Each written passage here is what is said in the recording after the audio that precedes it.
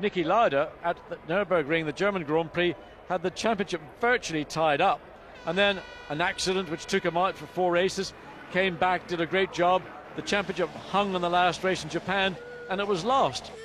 And you know, Ferrari today is quite a different team to Ferrari in 1976. Niki took that decision in 76 to pull out of the Japanese Grand Prix because of the low temperatures and various other factors which affected his eyesight. The tear duct in his eye was weeping, and also he took a gamble that James wouldn't finish third or higher in the points, which he needed to do to win the championship. He lost the gamble, but that situation today entirely different.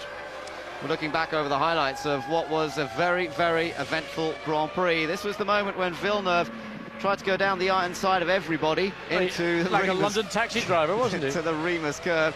Actually, it was Bernaldi just trying to shut the door on him, but sort of encouraged Villeneuve to go on the grass. After that, we saw a pretty impressive drive from Villeneuve. At the end, of course, he was to retire on the very last lap. Well, we saw retirements early on, particularly for Pedro de la Rosa, and for the 5th time in 6 races for Kimi Raikkonen. Mechanical failure in every single occasion. And that liquid coming out of the side of the car wasn't the fire extinction, that was the liquid in the engine.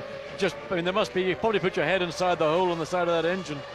We saw Frentzen spin coming out of the final corner just as the leaders, Rubens Barrichello and Michael Schumacher, came through. Villeneuve was still on a charge, passing several cars and trying to make up as much ground on his 2-stop policy. The Ferraris, it turned out, were also on a 2-stop policy. They were certainly pulling away very, very quickly in the early stages. 1.5 seconds per lap over the Williams BMWs, but it all looked to be very much under control. A dramatic blow-up for Olivier Panis. Saw another non-finish. You know, he's failed to finish any Grand Prix so far this year, and it's not a lucky time for him at the A1 ring, where he scored his last points in Formula 1 12 months ago.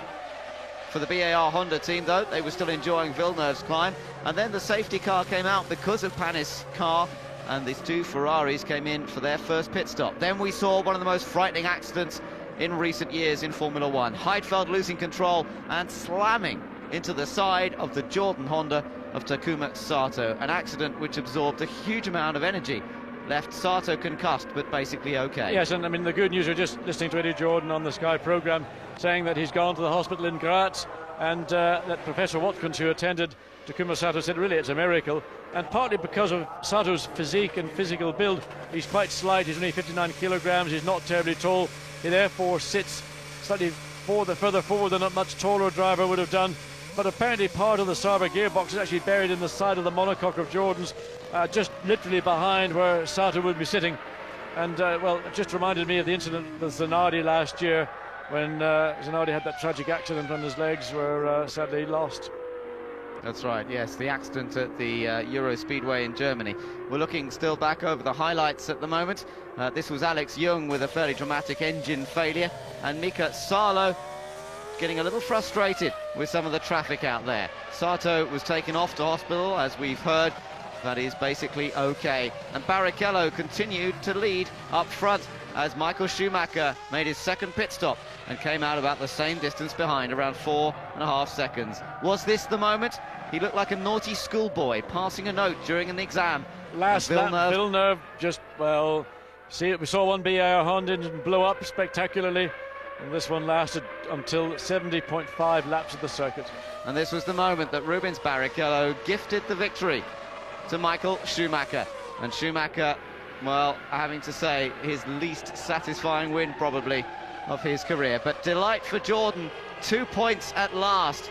And a tricky conversation between Michael and Rubens Barrichello. Michael saying, I didn't know that was going to happen, and handing the winner's trophy to Rubens Barrichello, very much the moral winner. But in the record books, they will all say another victory for Michael Schumacher. Yes, but I also will say that the race fans around the world